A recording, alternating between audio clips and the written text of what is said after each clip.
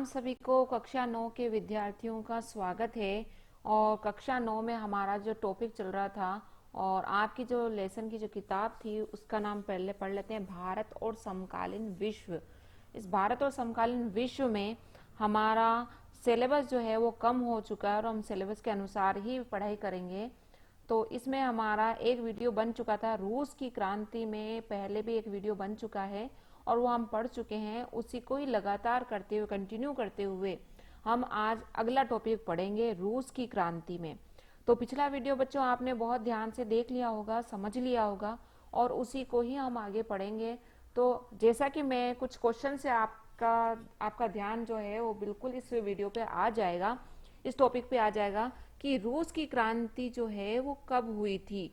तो 1917 ईस्वी में हुई थी और मैंने आपको उसमें बताया था कि उस समय जो राजा था उसे क्या कहते हैं, रूस के राजा को क्या कहते हैं, तो जार कहते हैं। और जार उस समय कौन था, तो जार निकोलस द्वितीय था, है ना बच्चों। तो आपको याद आ गया होगा कि जार निकोलस द्वितीय उस समय जो था वो रूस का राजा था। और किसानों और मजदूरों की उस समय क्या स्थिति थी, तो किसानों के बारे में भी बच्चों हमने पढ़ा था, क्योंकि रूस में पूरे यूरोपीय जितने भी देश थे सबसे ज्यादा रूस में ही 85% जो जनसंख्या थी उसकी जीविका किस पर आधारित थी, बिल्कुल कृषि पर थी। तो धीरे धीरे उस कृषि से वहां पर रेल परिवहन का प्रसार हुआ और उसकी वजह से उद्योग बढ़ने लगे। तो कोयले की खाने और स्टील की जो खाने थी, इस्पात की कारखाने, वो बहुत ज्यादा प्रसार में हुए। तो किसानों और मजदूरों की वहां की भूमिका जो है वो हमने पढ़ी थी। तो आगे हम कंटिन्यू करते हैं बच्चों आज के टॉपिक को। तो आपका जो टॉपिक है अगला वो है रूस में समाजवाद। रूस में क्या है समाजवाद, यानी समाजवाद क्या होता है। तो उस समय दो पार्टियां थी। पहले आप जो ये पार्टियों के जो टॉपिक हैं जो मैंने आपके एक तरह से नोट्स बनाए हैं वो ऐसे कैसे आप उतार लें और उसके बाद मैं आपको समझा देती हूँ कि समाजवादी क्रांतिकारी दो दल बने थे उस समय, पार्टियां बनी थी, मेंशेविक और बोल्शेविक। तो मेंशेविक को क्या कहते हैं, समाजवादी क्रांतिकारी पार्टी, और इधर बोल्शेविक क्रांति थी सामाजिक लोकतंत्रवादी पार्टी। यहाँ पर कुछ थोड़ा सा गलत हो गया है, रह नहीं, यहाँ से सामाजिक लोकतंत्रवादी पार्टी जिसे बोल्शेविक कहेंगे। तो मेंशेविक पार्टी के लोग जो थे, यहाँ के जो नेता थे, यहाँ के जो सदस्य थे, वो कैसे थे हम पढ़ लेते हैं। इस पार्टी ने किसानों के अधिकारों के लिए संघर्ष किया और मांग की, मतलब किसान जो थे उनके अधिकारों के लिए संघर्ष किया और मांग की कि सामंतों के कब्जे वाली जो जमीन है वो किसानों को सौंपी जाए, क्योंकि सामंत जो थे वो किसानों की जो जमीन जो थी वो बच्चों हड़प रहे थे, ठीक है ना। तो ये पार्टी उन्हीं के लिए काम करी थी, किसानों के लिए। और इधर इस पार्टी के जो प्रमुख नेता थे लेनिन, लेनिन बहुत इंपॉर्टेंट है जो हम आगे भी पढ़ेंगे। बोल्शेविक दल के जो नेता थे वो कौन थे, लेनिन थे। इनका मानना था कि किसानों में एकजुटता नहीं होती, यानी इधर तो ये सारे किसानों के बारे में बात कर रहे हैं मेंशेविक, लेकिन बोल्शेविक कह रहे हैं कि ये बटे हुए हैं। तो लेनिन के अनुसार जार यानी राजा जो है, जार शासित रूस जैसे दमनकारी समाज में पार्टी जो है वो अनुशासित होनी चाहिए। तो ऐसे सारे किसानों को हम नहीं ले सकते हैं और अपने सदस्य की संख्या व स्तर पर उसका पूरा नियंत्रण होना चाहिए। किसका, नेताओं का, सदस्यों का अपनी पार्टी पर पूरा नियंत्रण होना चाहिए।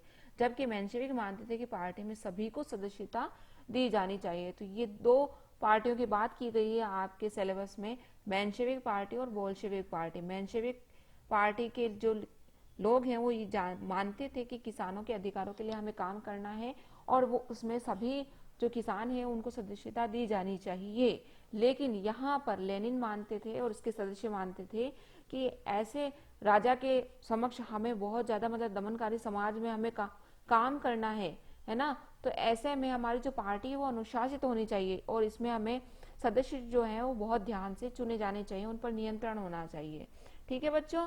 तो यहाँ पर ये आपके 2 पॉइंट दिए गए हैं, उनको मैंने आपको अच्छे से समझाया है, उम्मीद है आपको समझ में आ गया होगा। तो आगे बढ़ते हैं हम। उथल पुथल का समय 1905 की क्रांति, यानी क्रांति तो वास्तव में हमारे 1917 में हुई थी, लेकिन 1905 में भूमिका क्या बनी।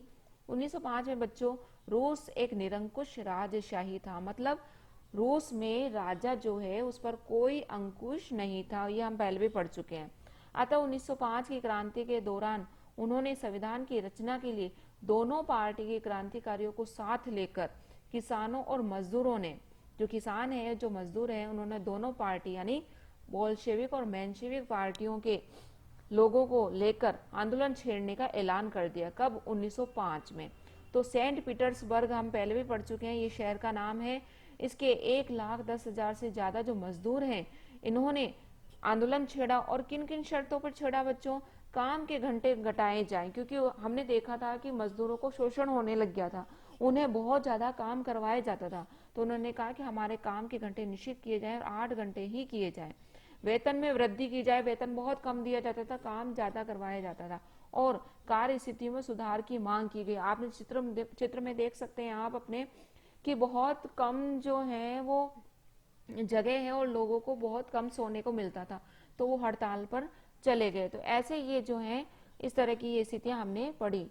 इसी दौरान पादरी गेपोन के नेतृत्व में मजदूरों का एक जुलूस जो है वो विंटर पैलेस यानी जार का जो महल था उसके सामने पहुंचा, तो पुलिस ने मजदूरों पर हमला बोल दिया और इस घटना में 100 से ज्यादा मजदूर मारे गए और लगभग 300 घायल हुए। इतिहास में इस घटना को क्या कहा जाता है बच्चों? खूनी रविवार के नाम से याद किया जाता है। और 1905 की क्रांति की शुरुआत इसी घटना से हुई थी। सारे देश में हड़तालें होने लगी और 1905 की क्रांति के दौरान जार ने एक निर्वाचित परामर्शदाता संसद या जिसे ड्यूमा भी कहा जाता है के गठन पर अपनी सहमति दे दी।